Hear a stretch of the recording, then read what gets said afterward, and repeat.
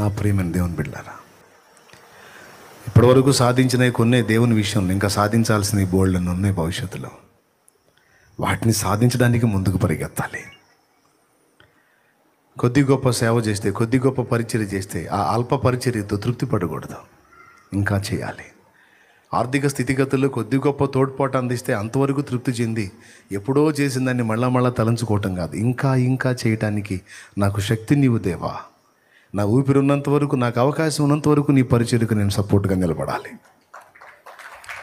నేను వెళ్ళాలి లేదా వెళ్ళే వాళ్ళని పంపించడానికి నాకు సపోర్ట్ ఇవ్వు, నా చేతుల్ని బలపరచు. నేను ఏ విధంగా ఇతరులకు తోడ్పడగలను ఆ విధంగా నన్ను ప్రోత్సహించు తండ్రి. నేను ఇంకా చాలా చేయాలి ప్రభువా. నేనైతే అదే అనుకుంటున్నాను. ఇప్పటికే చాలా చేశానని నేను అనుకోవట్లేదు, కానీ ఇంకా చాలా చేయాల్సింది ఉందని మాత్రం నేను అనుకుంటున్నాను.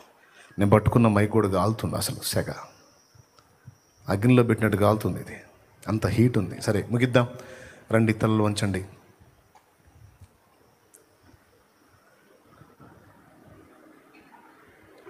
ఒక చిన్న ఆలోచన చేద్దాం, ఈరోజు ప్రార్థన చేద్దాం. దేవా, నువ్వు మాట్లాడిన ప్రతి మాట కొరకై కృతజ్ఞత స్తోత్రాలు తండ్రి అంటూ ముందు చెప్పినటువంటి విషయాలు మన మనసులో పెట్టుకోండి.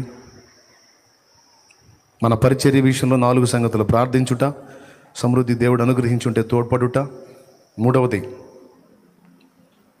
మెసేజెస్ని, 4వది ప్రార్థన విజయాన్ని అనేకులకు పాస్ చేయుట, షేర్ చేయుట. ఈ 4 సంగతులు. తర్వాత వెనుకున్నవి మరచి ముందున్న వాటిని పొందడానికి వేగిరపడి నేను పరిగెత్తుచున్నానన్న పౌలు మాట తీసుకొని ఏవి మర్చిపోవాలో, ఏది మర్చిపోకుండా జాగ్రత్త పడాలో ఈరోజు దేవుడు కొన్ని హెచ్చరికలు మనకిచ్చాడు.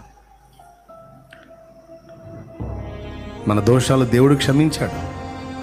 క్షమించిన దోషాలను మళ్ళా ఎత్తి నువ్వు మాట్లాడొద్దు, వదిలేసాయి. దేవుడు వదిలేశాడు, నువ్వు వదిలేసాయి. ఇతరుల ఎడల నువ్వు చేసిన మేలును మర్చిపో, వారు నీకు చేసిన మేలు గుర్తుపెట్టుకో. ఇతరులు నీ ఎడల చేసిన కీడును మర్చిపో, అపకారాన్ని మనసులో ఉంచుకోవద్దు, పోనీలే అనుకో. ఏ స్థితి నుంచి దేవుడు నిన్ను తీసుకొచ్చాడో అది మర్చిపోవద్దు.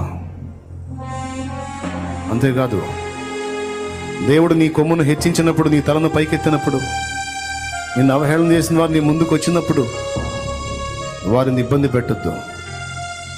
క్షమించి యోసేపు అన్నట్టు నేను మిమ్మల్ని పోషించేదను అను, నేను మిమ్మల్ని ఆదుకుంటాను అను. ఆఖరిగా దేవుని కొరకు నువ్వు ఎంత చేశావో అది మర్చిపో, ఇంకెంత చేయాలో దాని గురించి ఆలోచించు. ఆ రోజు అంత చేశాను, ఈరోజు ఇంత చేశాను, అలా చేశాను, ఇలా చేశాను, ఇవన్నీ పక్కన పెట్టాయి. ఇంకా వరల్డ్ అంతా చేయాల్సింది ఉంది. నీకు ఆయుష్ ఉంది, ఆరోగ్యం ఉంది, దేవుడిచ్చిన అవకాశాన్ని వినియోగించుకో. అలాగే దేవునితో చేసిన తీర్మానాలు రద్దు చేసుకోకుండా జాగ్రత్త పడు. ఆ తీర్మానాలు స్థిరపరచమని ప్రార్థన చేయి. సేవలోకి వచ్చి కూడా వెనక్కి జారిపోయిన వారికి హెచ్చరిక. దేవుడు మళ్ళొక్కసారి నేను దర్శిస్తున్నాడు, సరి చేసుకొని తిరిగి దేవుని సేవ వైపు మళ్ళు. గొప్ప కోసమో, గుర్తింపు కోసమో, గిట్టుబాటు ధర కోసమో, డబ్బు కోసమో, ఘనత కోసమో, పేరు కోసమో కాదో, నశించిపోతున్న ఆత్మల రక్షణ కోసం సేవకి రా. అప్పటికి ఎట్టి పరిస్థితుల్లో వెనక్కి తిరగవు. దేవుడు నమ్మదగిన వాడు, తప్పకుండా నిన్ను ఆదుకుంటాడు, పోషిస్తాడు. నశించిపోతున్న ఆత్మల రక్షణ కార్యం వదిలేసి సేవకు వచ్చినట్టు వచ్చి మళ్ళా లోకానుసారమైన వాటిలో పడిపోతున్న సోదరుడా, ఈరోజు దేవుడు నీతో మాట్లాడిన మాటల్ని, హెచ్చరికల్ని గైకొని జాగ్రత్త పడి సరిదిద్దుకొని దేవుని పని కొరకు సిద్ధపడు. కృప మనందరికీ తోడై ఉండును గాక. ప్రార్థన. సర్వాధికారివైన మా తండ్రి, సర్వోన్నతుడా, నీకు వందనాలు, స్తుతులు, స్తోత్రాలు. ఈ దాసుని ఇంతవరకు నిలవబెట్టి నాతో, మాతో, మా అందరితో కూడా మీరు మాట్లాడిన ప్రతి శ్రేష్టమైన మాటను బట్టి వందనాలు చెల్లిస్తున్నాం ప్రభా. విన్న ప్రతి మాట మా హృదయాల్లోనికి తీసుకుని ఈ రోజు నుంచి ఆ విధంగా బ్రతకడానికి కృపను అనుగ్రహించండి ప్రభా. ఈ శక్తి చేత మమ్మల్ని నింపమని ప్రార్థన చేస్తున్నాం తండ్రి. ఏవి మర్చిపోవాలో, ఏవి మర్చిపోకూడదో ప్రతి క్షణం నా ప్రభా విన్న మాటలను అనుసరించి నాయన అడుగులు వేయడానికి సహాయం దయచేయండి. కృపాక్షేమాలు మా అందరికీ కలిగించండి నాయన. దీవించు, ఆశీర్వదించు. ఎవరెవరు ఎక్కడెక్కడ తొలగిపోయి ఉన్నారో ఆ యావత్తు విషయాల్లో సరి చేసుకొని చక్కదిద్దుకొని మరలా నా ప్రభాని మార్గంలో స్థిరంగా నడవడానికి కృపను అనుగ్రహించమని యేసు నామములో అడిగి ప్రార్థించి వేడుకుంటున్నాము తండ్రి. ఆమేన్, ఆమేన్.